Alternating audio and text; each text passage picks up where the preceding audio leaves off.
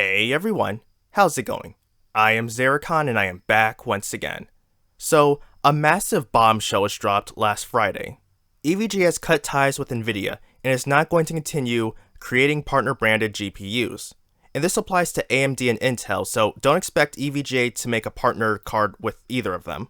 Before I continue though, I do need to give credit to Jay from JayzTwoCents and Steve from Gamers Nexus because both of these people, they had an exclusive interview with the president of EVGA who gave them this information before they announced this to the public at large.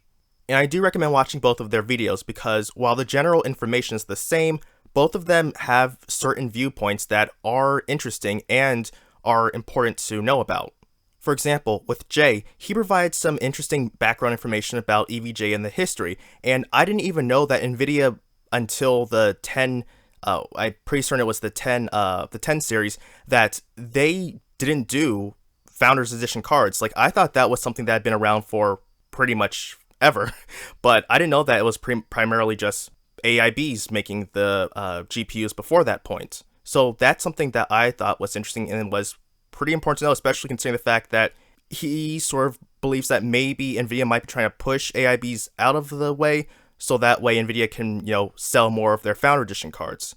Like, that's just a theory, but it's something that's interesting and noteworthy to know about.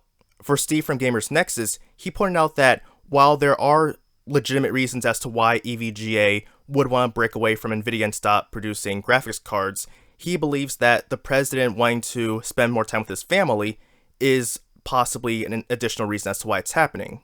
Of course, the question about what happens with the company was addressed. EVGA says they'll still be going on, says that they'll continue doing what they're doing as far as, I guess, with motherboards and keyboards and mice and PSUs and other stuff that they do. That's still going to continue. Also, the president said that they're going to reallocate staff members and give them new projects, but, what can you really do with people who are working primarily with GPUs? It was also noted that for those who have warranties, that they will continue to honor people who buy as far as like what stock they currently have, or people who have bought GPUs for them, and so they will continue to honor them as best as they can. And they are also going to hold some stock of GPUs so that if there are any RMAs, that people can get replacements for those GPUs. Now, while I haven't been a long time PC gamer, I have always had EVGA in the back of my mind for making purchases. For example, I bought a GTX 980 in the middle of the GPU crisis as a backup in case I couldn't get a GPU. I bought that used on eBay. I didn't necessarily buy because of EVGA, but it's a brand that I've known about and one that I thought would be pretty good and I've heard it's reliable. And later on, I bought a RTX 3080 Ti from EVGA because I was able to get into their purchase queue. And one thing I'll say is that EVGA has had some of the better prices that I've seen compared with other AIB GPUs. So for example, when looking at like the base MSRP, Founders Edition cards, their prices are probably the closest to that compared with something like Asus, compared with something like Gigabytes and all the other AIBs. So even though you have the XC3 and the Blacks and all the other lower end GPU, air-cooled GPUs, they're still closer to the MSRP. And even with the 413s, they're still going to be cheaper than, say, an ROG Strix. I mean, that's one of the reasons why I've considered buying an EVGA graphics card, because they were a cheaper option.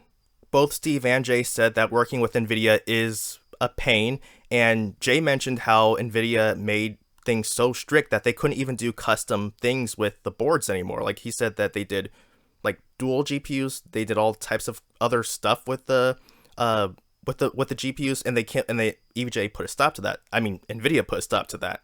And this situation just makes Nvidia look worse, because don't forget how they were proven that they lied to investors about how they were selling RTX 20 series cards to they were selling more to miners than they reported to their investors, saying that these were cards that were going to gamers, but they weren't. And also, Wasn't it that Jensen was recently on a call saying that he was going to create a shortage of 30 series to push 40 series cards?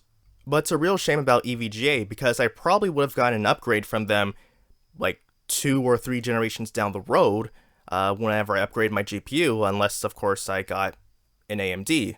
At this point, considering what Nvidia is doing, I probably will just get an AMD card. I mean, I've purchased a 6650 XT as sort of a complementary GPU, but I probably would just be getting like a main AMD GPU in the future, unless, Intel finally did something and presented it to us. But I think that the biggest takeaway is that we really need more competition in the GPU market. Having only 2 real competitors right now is a problem. And I mean, sure, we've got that in the CPU market as well, but I don't think that it's really as imbalanced as this here. I mean, AMD and Intel right now, they're pretty much tied for what they can offer you. But as far as GPUs, I mean, sure, AMD is doing better with the Radeon graphics. However, it's nowhere near as, I would say, big as Nvidia. But that will do it for today.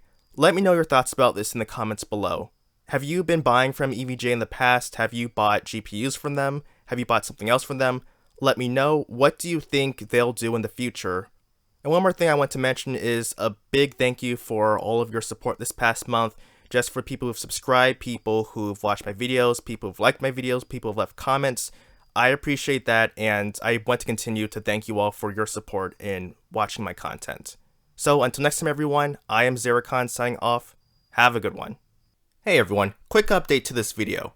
I didn't realize during recording that the following day, which was yesterday, was going to be Nvidia's presentation. I just wanted to add how absurd things are with the 40 series. The standard 4080 is $900 USD, and it only comes with 12 gigabytes of VRAM. You get 16 gigabytes if you buy the $1,200 version. It's crazy that they're releasing 2 versions of an 80 card at launch, and of course, you can be certain that there will be Supers and TIs down the road.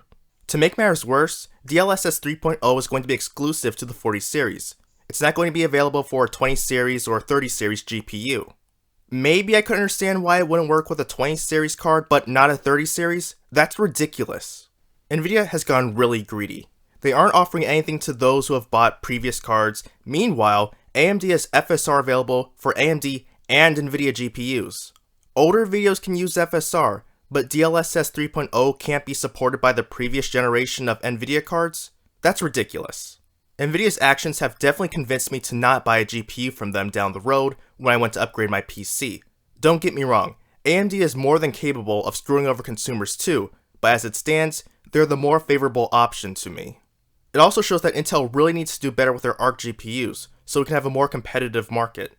But that will really do it for today. So until next time everyone, I am EVGA signing off. Have a good one.